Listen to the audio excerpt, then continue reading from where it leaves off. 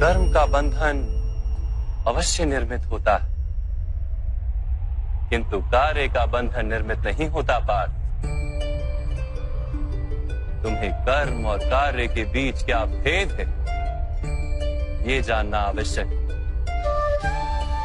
सभी कर्म कार्य, किंतु सभी कार्य कर्म नहीं। कर्म उस कार्य को कहते हैं जिसके साथ फल की आशा जुड़ी।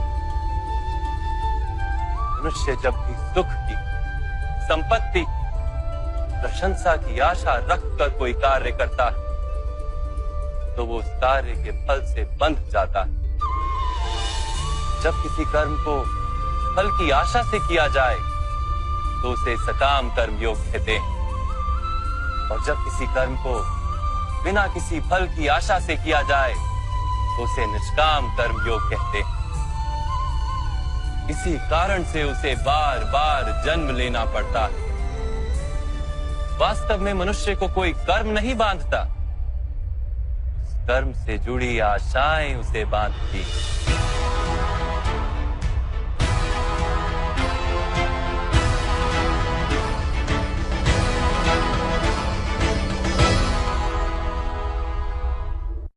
वास्तव में मनुष्य को कोई कर्म नहीं बांधता, उस कर्म से जुड़ी आशाएं उसे बांधती हैं। वो कैसे माधव? यदि इस युद्ध में तुम्हें विजय होने की आशा है तो पराजित होने पर तुम्हें भीषण दुख होगा, और वो दुख तुमसे कोई अन्य कार्य करवाएगा जिसके लिए तुम्हें दूसरा जन्म लेना पड़ेगा। और यदि तुम विजयी हुए तो तुम्हारा अहंकार बढ़ेगा, और वो अहंकार तुम्हें विश्व विजय के लिए प्रेरित करेगा, तुमसे हत्याएं करवाएगा और उसका पाप तुम्हें बांधेगा। विचार करो, यदि तुम्हें इस युद्ध में ना विजय का मोह और ना पराजय का भय, तो इस युद्ध के अंत में तुम्हें सुख प्राप्त होगा या दुख प्राप्त होगा? ना सुख माधव, ना ही दुख। अर्थात तुम्हारा सुख, दुख, हताशा, निराशा, अहंकार युद्ध के कारण नहीं है। युद्ध के साथ तुमने जो आशाएं बांधी हुई हैं, उसके कारण है। क्या ये सत्य नहीं है पार्थ?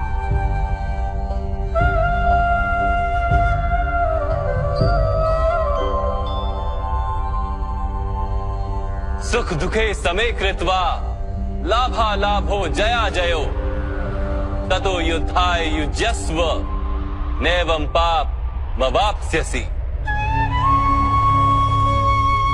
अर्थात सुख दुख को समान मानकर लाभ हानि जय पराजय का विचार किए बिना यदि तुम युद्ध करोगे कौन्तेय, तो तुम पाप के भागी नहीं बनोगे।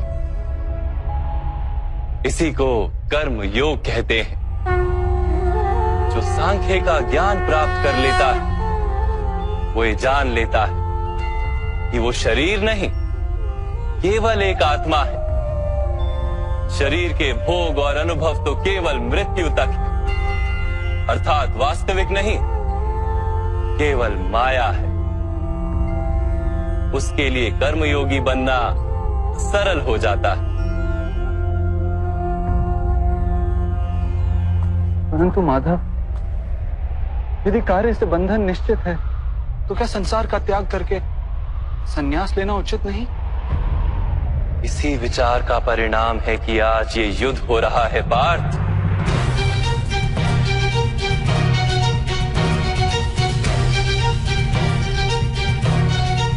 विचार करो, जब सत्व गुण से भरे धर्म को जानने वाले लोग कर्मों का त्याग करते हैं, तब अधर्म से भरे लोग ही संसार को चलाते हैं।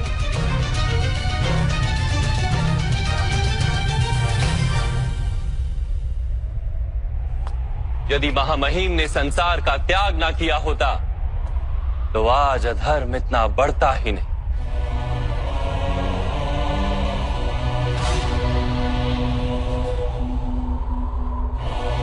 और तुम्हारे पिता ने यदि संन्यास ना लिया होता तो आज भ्राता युधिष्ठिर सुख से राज कर रहे होते।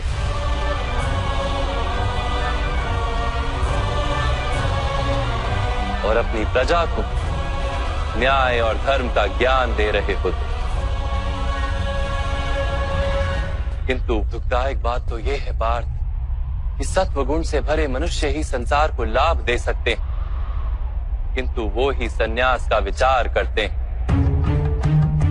जैसे जल तो भाप बनकर उड़ जाता है और कीचड़ वहीं पड़ा रहता है, वैसे सत्वगुणी सज्जन लोग तो संसार का त्याग कर देते और तमस से भरे अधर्मी लोग संसार में कार्य करते हैं। इसी कारण से संसार में पाप और अधर्म बढ़ता है।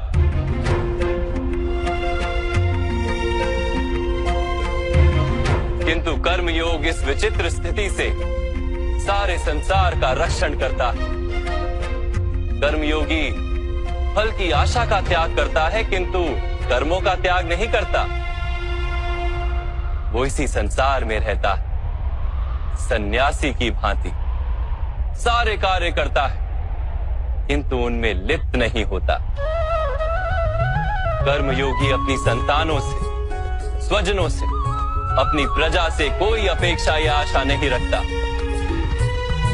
स्वयं उसे संन्यास का लाभ होता है, किंतु समाज को संसारी की भांति लाभ देता। मनुष्य अपनी संतानों के सुख के लिए श्रम करता है माधव। अपनी संतान से सुख की अपेक्षा कैसे न रखे? मनुष्य अपनी संतानों के लिए जो भी करता है वो व्यापार है या प्रेम पार्थ? प्रेम माधव। तो फिर अपने कार्यों के प्रति फल की इच्छा क्यों पार्थ? भविष्य का लाभ तो व्यापार में देखा जाता है, प्रेम में नहीं।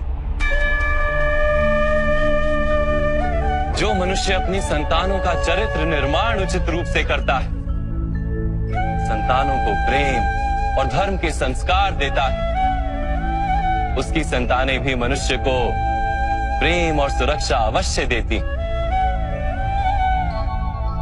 संतानों के कर्म, स्वजनों के व्यवहार उनके कर्म है पार्थ। और जब उनके कर्मों पर हमारा कोई अधिकार नहीं होता तो उनसे आशाएं और अपेक्षाएं रखने का क्या प्रयोजन?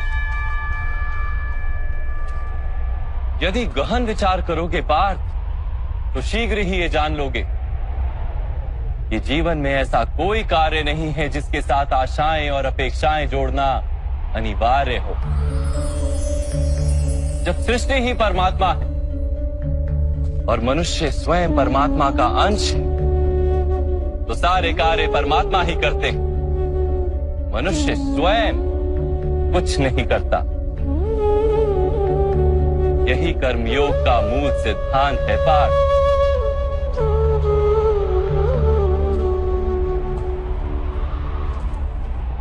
तुम्हें भी कर्मयोगी बनकर ये युद्ध करना आवश्यक है पार्थ।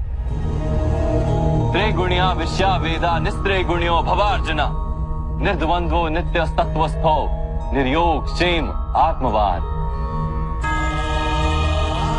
3 गुणों का त्याग करके निर्गुण बन जाओ पार्थ। इस द्वंद्व से मुक्त हो जाओ। सदा सत्व अर्थात परमात्मा में बुद्धि लगाकर कर्तव्य का वहन करते रहो। कुछ प्राप्त करने की इच्छा और कुछ प्राप्त किए हुए का रक्षण करने का विचार त्याग दो पार्थ और अपनी आत्मा को स्वतंत्र कर।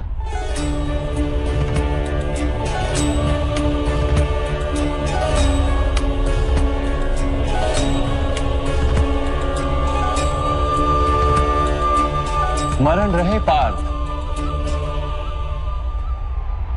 कर्मण्यवाधिकारस्ते मा फलेषु कदाचन मा कर्म फल हेतुर्भु मा ते संगोस्त्व कर्मणि। तुम्हारा अधिकार तो केवल कर्म करने का है, फल तो ईश्वर के हाथ में। इसलिए ना कर्म से भागना उचित है और ना ही कर्म के फल की आशा रखना उचित है।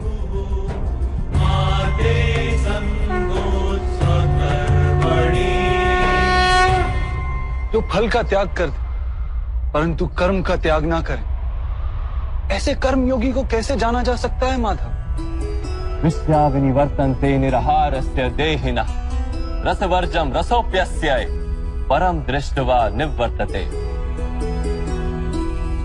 सुनो पार्थ, जो स्वाद से छूटने के लिए भोजन का ही त्याग कर देता है, वास्तव में उसके मन से स्वाद की लालसा कभी जाती ही नहीं। उसे दोहरी हानि होती है। एक तो वो निर्बल हो जाता है, जिसके कारण परमात्मा को प्राप्त करने का जो प्रयत्न अनिवार्य है उसे वो नहीं कर पाता, और दूसरा सदा ही उसका मन स्वाद की लालसा से भरा रहता है। इसलिए भोजन का त्याग करने से उत्तम है स्वाद की लालसा का ही त्याग कर दिया जाए। कर्मयोगी अपने मन की सारी लालसाओं को खींच लेता है, जीवन को कर्तव्य मानकर कार्य अवश्य करता है, किंतु उन कार्यों से जुड़ता नहीं। और बात, जो व्यक्ति अपने कार्यों से आशाएं और इच्छा नहीं रखता, उसी के कार्य पूर्ण होते हैं। एक असफलता से दुखी होकर जिसका मन डोलता नहीं, एक सफलता से आनंदित होकर जो स्वयं को सर्वश्रेष्ठ नहीं मानता, ऐसे ही व्यक्ति को कर्म योगी कहते हैं। और ऐसा व्यक्ति जीवन में बार बार सफल होता है।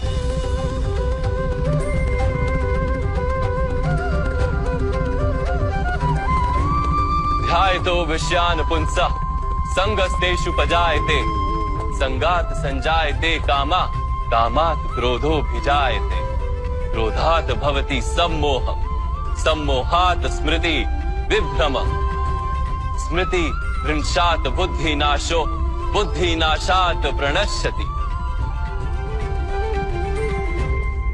फल की आशा से कामना प्रकट होती है, और कामना का तो स्वभाव है असंतुष्ट रहना।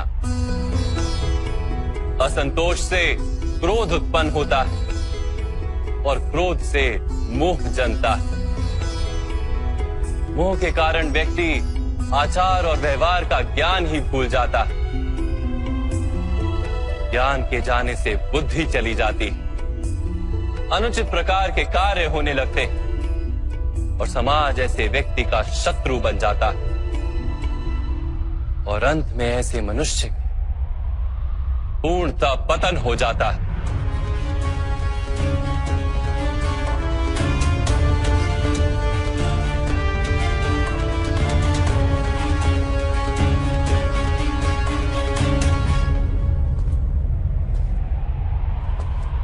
जैसे भ्राता दुर्योधन,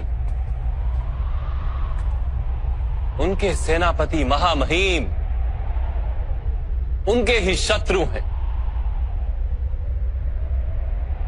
और तुम्हें विजय का आशीर्वाद दिया।